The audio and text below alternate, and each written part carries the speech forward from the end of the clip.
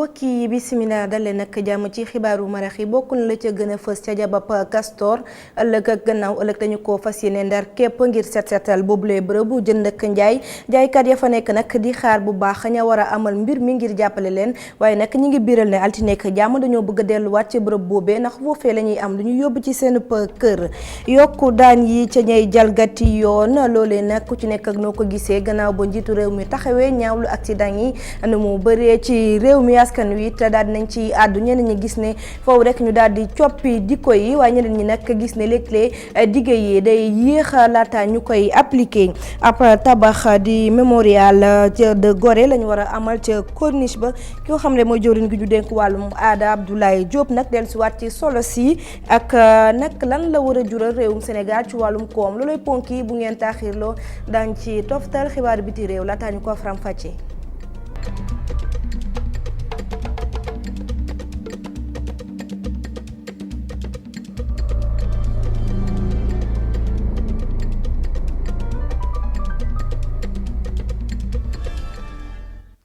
asalaamaaleykum mbokki mbirum yoon la ñuy dooree xibaar yi daanu na nag kii di Adama Gueye daal dina am bàyyi pa ndéggees ndiko bi nag mooy ñeenteelu yoon gannaaw ba ñu koy layool daal di dugal ab demande juge ba accordé na ko jamono ji ñuy àddoo nag moom Adama Gueye war naa yegg ci këram ci fàttali Adama Gueye li taxoon ñu daal di koy teg loxo mooy ay kàddu yu warmaalul mu daal di koy yëkkati gàlloon ko ci njiitu réew mi ca ka kay layool nag di maître Seydou Diagne mooy li mu gis mooy article 80 sax dañu ko war a dindi ba mu set wecc jokkoo nag kii di mi ma xam Njaay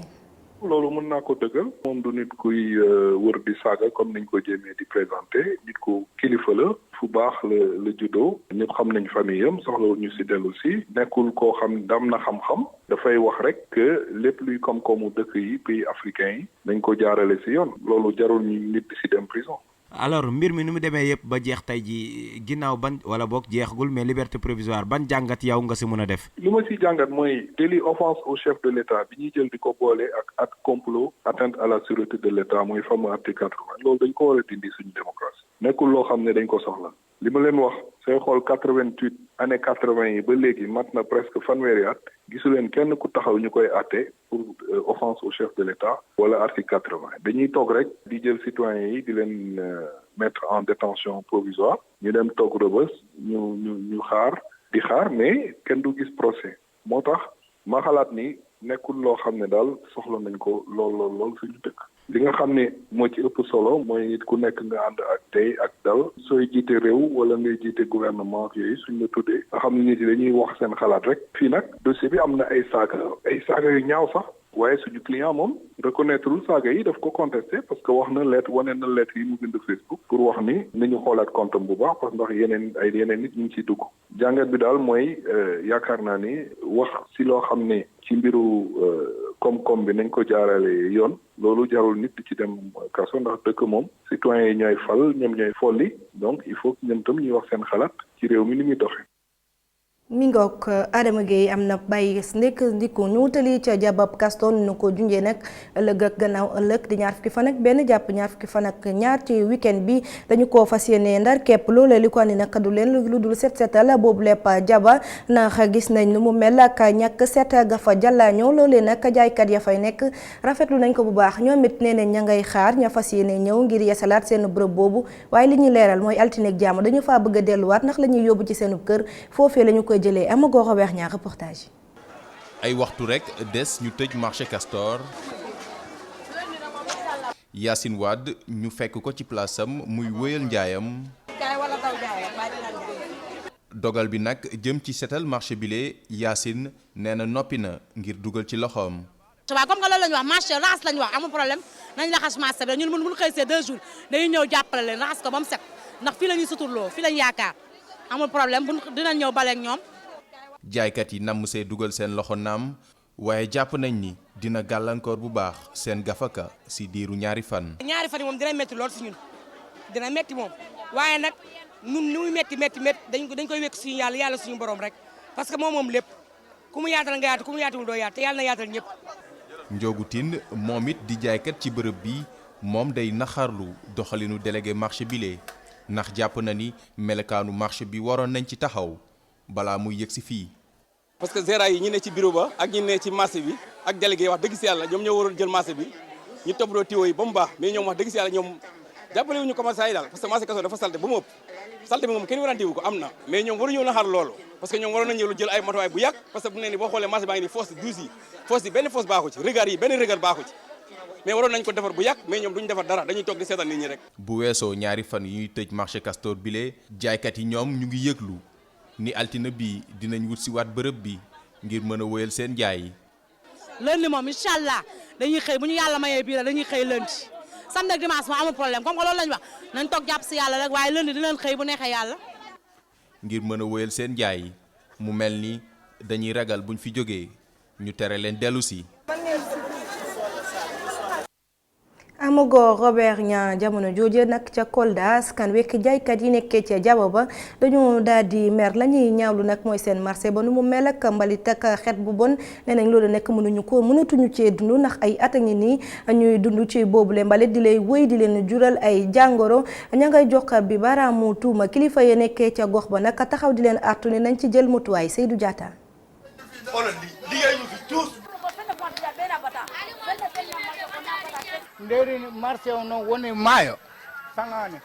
xultu fësal mer daanaka nekk na ci lu ñëpp dëkk ci marché central bu Kolda rawatina saa bu tawee ba noppi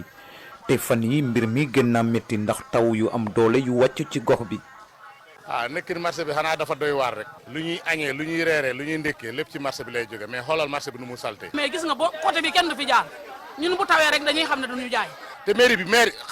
suñu yaay yi ñoo nekk di fay juuti chaque jour dañ leen di encaisser juuti fii 100 francs 100 francs. dama jàpp nit ki li nga xamante ni maanaam mi ngi def si li war a si diggante ak moom kon jàpp naa moom li nga war la moo war ko mën a def quoi nga def maanaam bërëb bu mu nekk mu liggéey mu set sell. ku fayul juuti ñu jël sa bagage juuti maan dañuy jël sa bagage ñu yóbbu ko est-ce que ça c'est normal.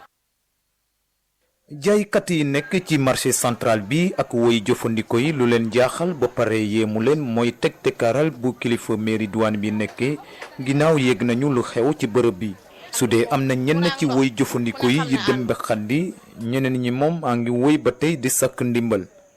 ci risque la nekk bu rëy li c'est pas normal lii jaaduwul ndox courant ak gisoo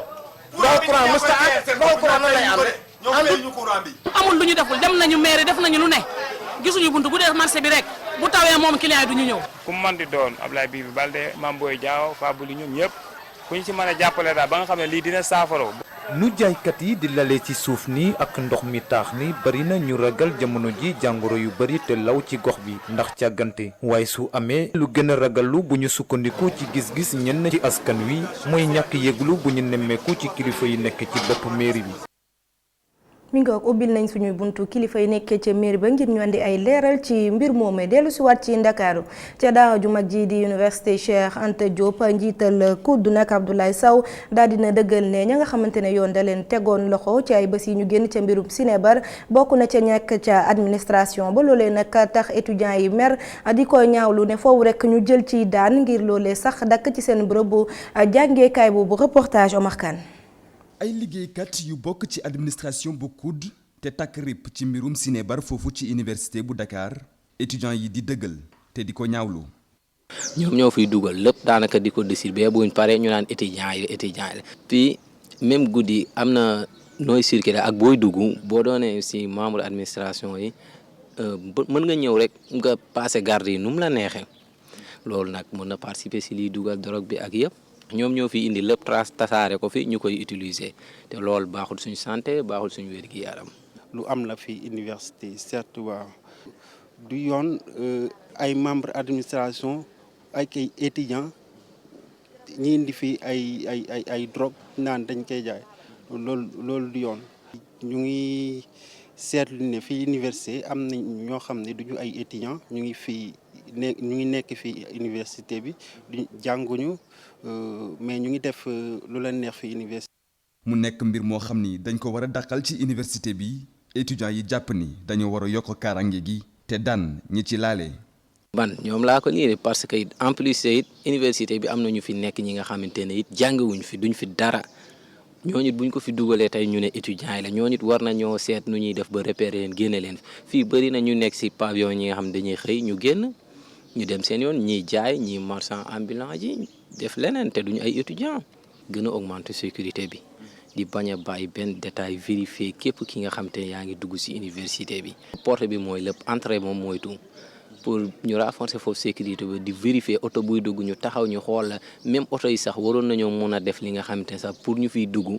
du yomb. war nañ def ay enquêtes ñu situer les responsabilités ñoo xam ne ñoo def ay kii yooyu ñi sanctionné leen mooy ñi def ñi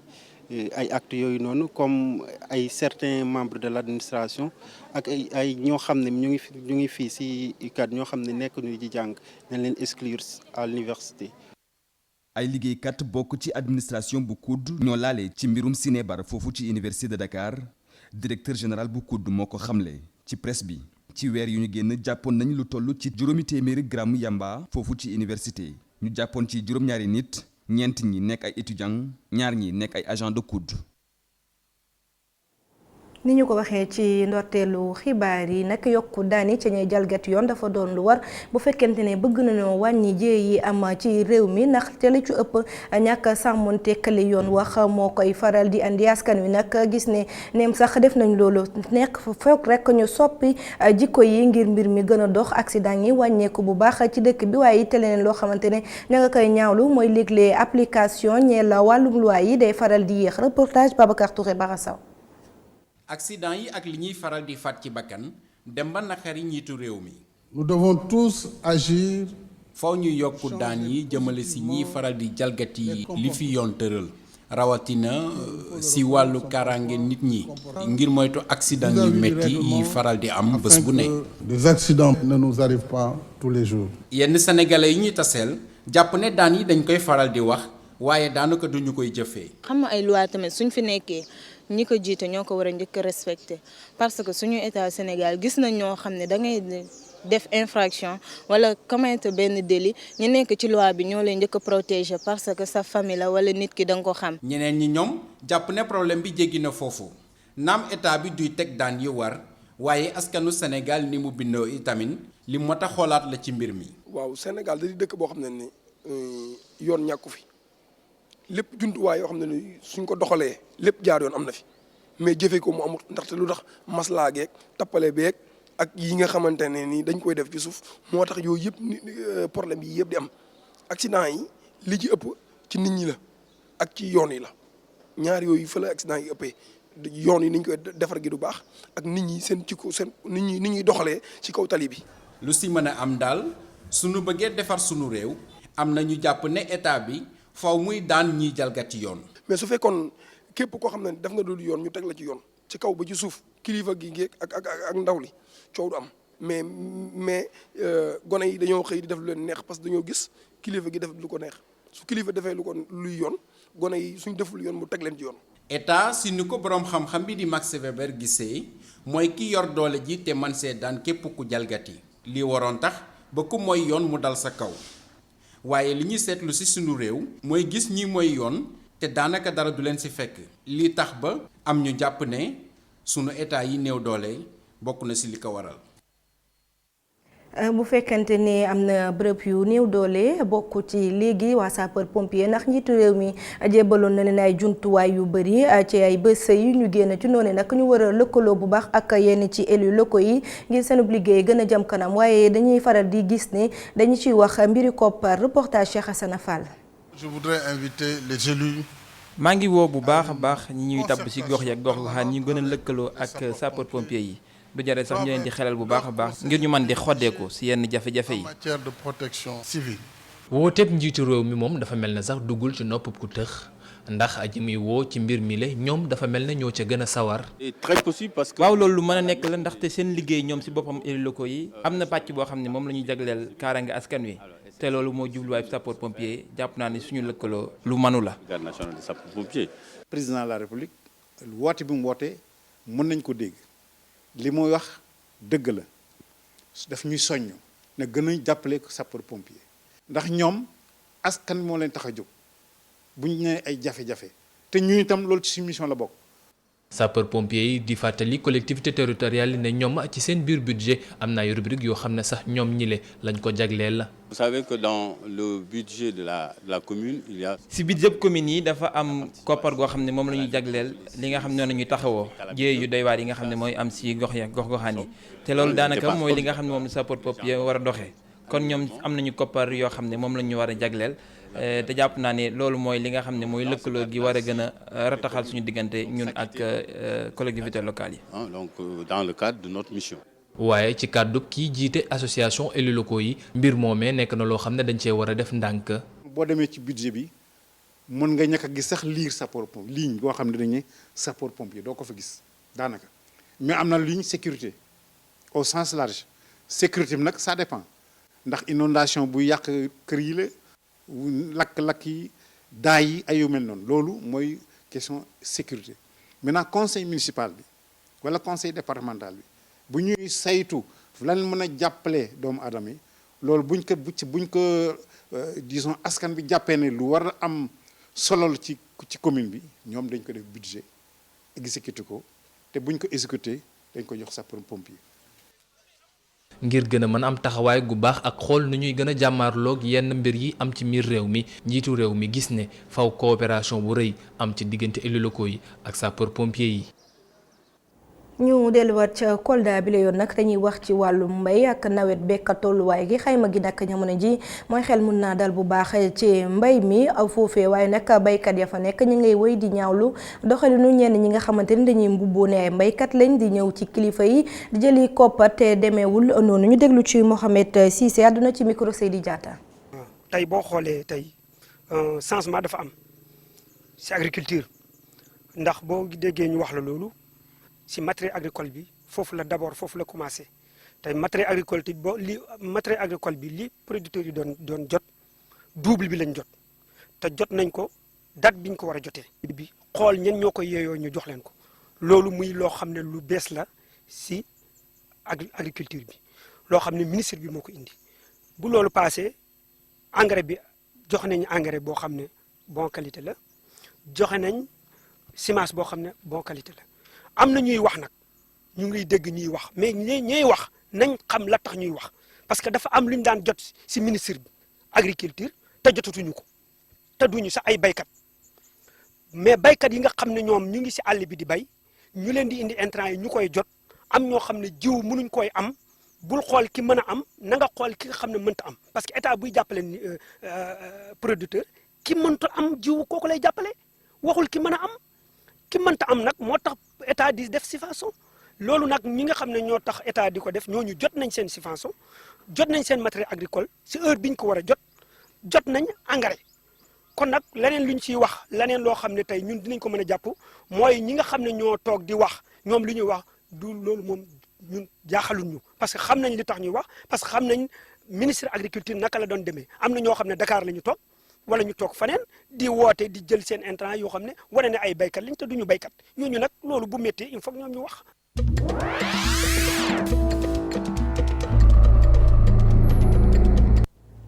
bi ci réew ca Algérie la ñu koy daal di dooree nag ca nañu koy amalee ca réew boomee ajuma bu nekk askan wu takku dañuy génn di dajaloo ci mbedd yi ca capitale ba ay junni doomi aadama ñooy wëy di dajaloo foofu waaye nag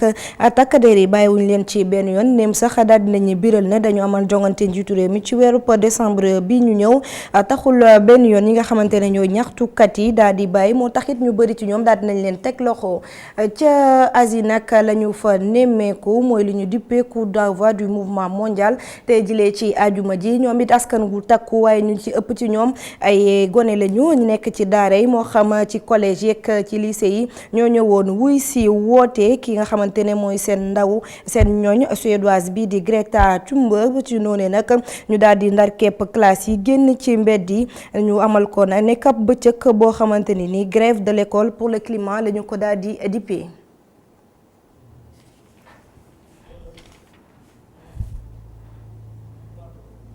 tàggat yaram ñu wax ci jongante bi fi war a am ñu duppee ko tournoi qualificatif aux Jeux olympiques ñu war ko amal ñaar fukki fan ak juróom-benn jàpp ñaar fukki fan ak juróom-ñeent ci weeru septembre bi loolu tax jëwriñ gi ñu dénk wàllu wi di Matar Ba nag daal dina samp tey li ñuy comité d'organisation boobee nga xamante ne moo war a saytu lépp lu jëm ci xew-xew boobu ñu daal ci déglu Seydou Diouf àdduna ci micro Moustapha Gabar Diop.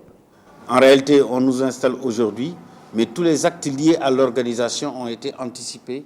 daanaka tey dañuy dalal rek waaye lépp lu jëm ci organisation bi ak lépp lu ci aju rek fédération bi def na ko bu yàgg ndax bu yàggul dara tapis yu bees yeeg lépp lu jëm ci hébergement bi kaaraange gi ak lépp daal fédération bi matal na ko. Qu'il s'agisse de toutes les questions liées à l'organisation pratique de l'hébergement. li des mooy jéem a nasale liggéey bi ba ñëpp di xàccandoo di dóorandoo waaye fekk na lépp sotti. Sur la base de vos instructions et je pense que le comité que vous organisez aujourd'hui ne fera qu'opérationnaliser à partir de lundi. ñu wax ci aada nag gendar képp xibaar yi jëwriñ gi ñu dénk wàllu woowee tey jile moo jiite woon ab cérémonie de signature doon xaatim lu dox ci diggante ki gagné concours d'architecte du mémorial de Gorée mémorial Gorée boobee nag ñu war koo tabax ci corniche ba fii ak ay fan yu néew ci noonu nag ki di Abdoulaye Diop di jëwriñ gi dellu si waat ci solo si njëriñ li waaye it nag la war a jural réewum Sénégal ci wàllum koppar reportage ma tax ngeex Souleymane Diallo.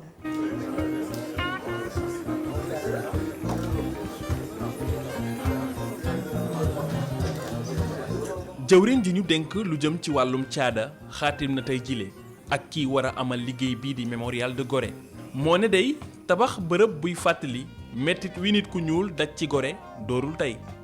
ñi nga xam ni seeni maam dañ leen jaayoon yóbbu leen Amérique loolu ñoroon na leen lool président Senghor waxoon na ni bëgg na koo amal Abdou Diouf itam waaye mujjul antu ci atum 1997 ci la ñu ubbi ab jongante ngir xool architecte bi koy tabax ci la ko Ottavio Di Blasi mi gagné mémorialu Gorée boobu nag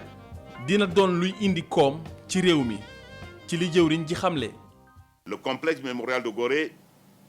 par ses missions. mémorial bu Gorée dafay doon benn bërëb boo xamante ni bi dina dugg ci taarix bu baax a baax waaye tamit tax ñuy gën a fàttaliku xew-xew yi nga xam ne amoon na ay jamono ci suñuy jamono yi maam ñoom ñi nga xam ne tegoon nañ leen loxo fii jamono ji nga xam ne moom la ñuy def li ñuy wax jaayum jaam dinañ ci fàttaliku lu bëree bëri waaye tamit dina nekk bërëb boo xam ne taarix dina ci am solo ndaxte dinañ ci def li nga xam ne moo di aada ak cosaan waaye tamit wàllum culture yaatuwaay gu mucc ayib lañ koy yaatal fii ci bërëb te it dina doon lu am solo loo xamante ni bii dina indi koom mu bëree bëri ci réew mi te dañuy gën a jàppale loolu it ci geneen wàllu gu mucc ayib. À la culture et dont le mémorial est un symbole vivant. xam naa yéen a ngi naan lu tax mémorial boobu tabaxuñu ko biir Gorée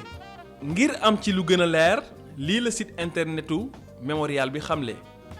Gorée bi ñu xoolee xataayu dëkk bi ak ni nga xam ne noonu la suuf si bindoo mayuñu benn yoon ñu tabax fi li nga xam ne moo di mémorial bi. ci mujjantal bi fii ci corniche ouest bi lañ koy tabax ci pàkk boo xam ni fondation Gorée moo ko moom. jaajëfal bu baax mbokki xibaaru marax yi fi lay daal di buuree 19h45 Xalifa Jaxate dina ñëw wandi leen xibaar yi ci kàllaamay nasaraan des leen di teewlu suñu yeneen naa jotaayu xibaar laata loolu nag ñu bàyyi leen nag xibaar yu bàyyeekoo ci wàllum jaww ji jërë ngeen jëf wasalaam.